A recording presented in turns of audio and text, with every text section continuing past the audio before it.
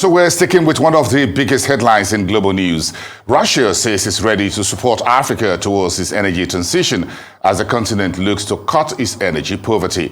The executive chairman of the African Energy Chamber, Ayuk, was in Moscow a few days ago for a meeting with Russia's deputy energy minister. Ayuk joins me now for a kind of a debriefing conversation.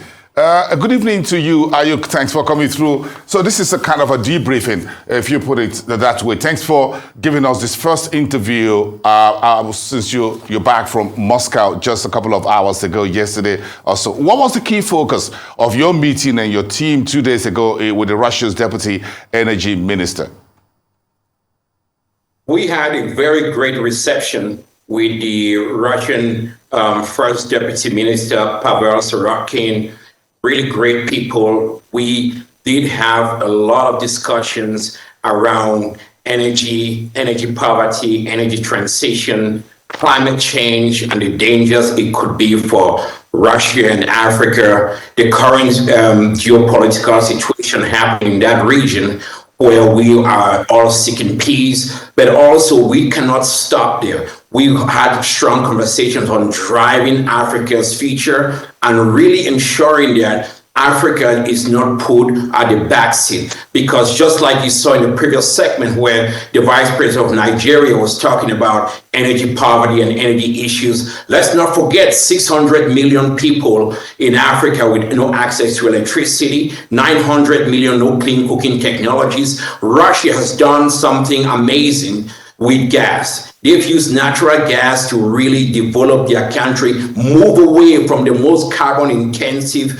form of fossil fuels, coal, and develop a lot with gas that it can produce fertilizers, and those fertilizers can go around the world. Today, we saw the issue with the African Union president going to Russia and speaking with President Putin about the blockage around fertilizers and food products coming to Africa. We need to continue that discussion. And that is an African discussion that needs to be had at that time. And I know some people have been very critical about me going to Russia and everything, but they don't get critical about others going to Russia or meeting with others. I think I come from the same tradition with President Nelson Mandela, who says your enemy doesn't have to be our enemies. But also, I was a Sunday school teacher growing up. The Bible teaches me that blessed are the peacemakers, for they are going to be called the children of God.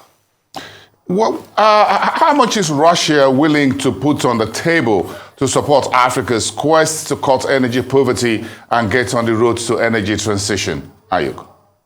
It was a very different conversation. One of the key things that they really looked at was they want clear, actionable, bankable projects. It's not charity. They want to really ensure that projects are bankable, they can make money, and the Africans can also make money. But it was a different take, but from which I see with the Russians was more a lot about them looking and saying, what do the Africans want? Where do the Africans want to go? And how are we going to drive that? And finding other ways to really do that. So, for example, you're going to look at a lot of gas monetization investments spreading across Africa, but built within Africa. Gas projects developed within Africa, with Africa content, with African participating in, driving up local content, women participation with market-driven values. I think where we are today in Africa, we welcome all of that, because any kind of investments that come into this continent to get jobs to young people, create opportunities to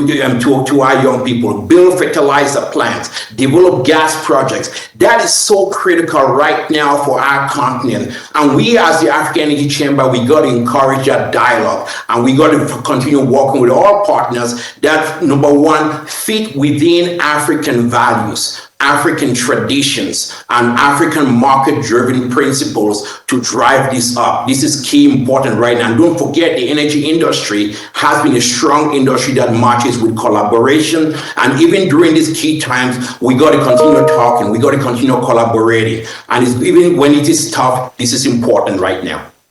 But should Africa discuss its energy issues, investments, partnership, etc. with Russia, considering the current sanctions against Moscow by the West? Does that preclude it?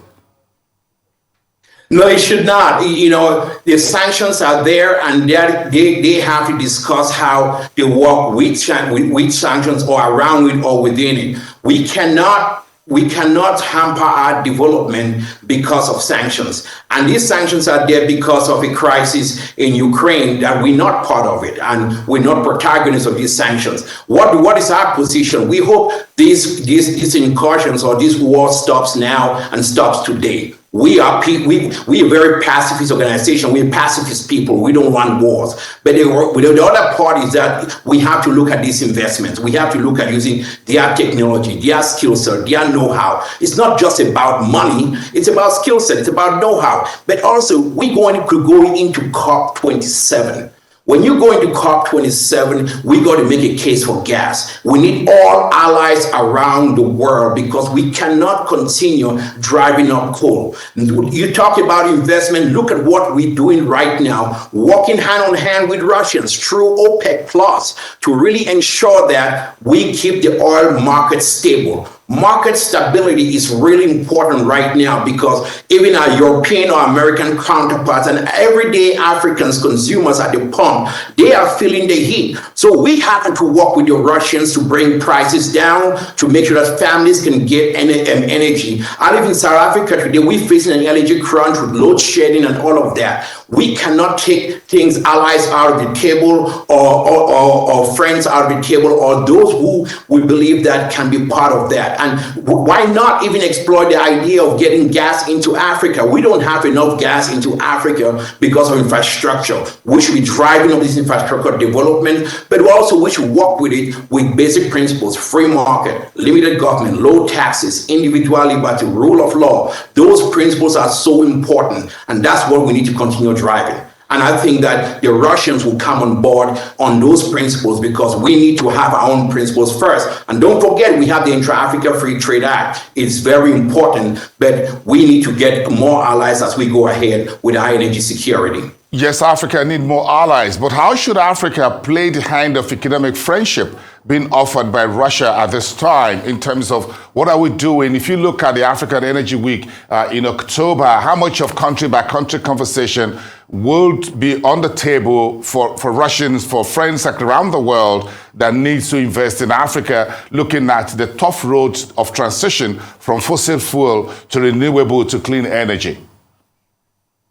I think maybe Africa Week might be the place where we sign a peace deal for all parties. So let's look forward to that. We're bringing everybody to the table, and that's one of the difficult things that we have to do, and we have to manage that. We are having high-level delegations from the United States, from Europe, from China, from within Africa. We've seen the biggest surge that we have ever seen. You're going to be so shocked when you see that. But this is what is happening. We're going from Cape to Cairo. We're going to keep everybody together. Because what's the goal? The goal is a just energy transition. The goal is getting Africans to, we can even embrace green because there are many good shades of green that we could look at when it comes to hydrogen or different kind of renewables. But then we have to have an African consensus, an African narrative going into COP, an African position.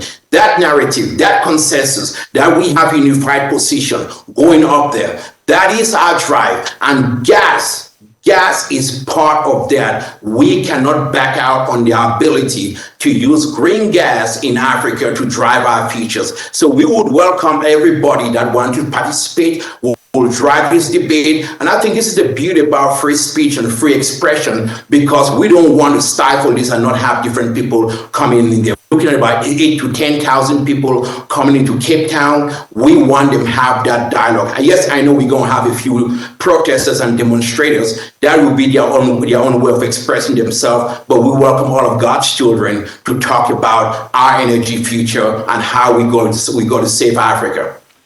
Thank you so for coming on the show tonight. NJ Ayuk, Executive Chairman at the African Energy Chamber, you have been debriefed. And of course, our viewers have been briefed.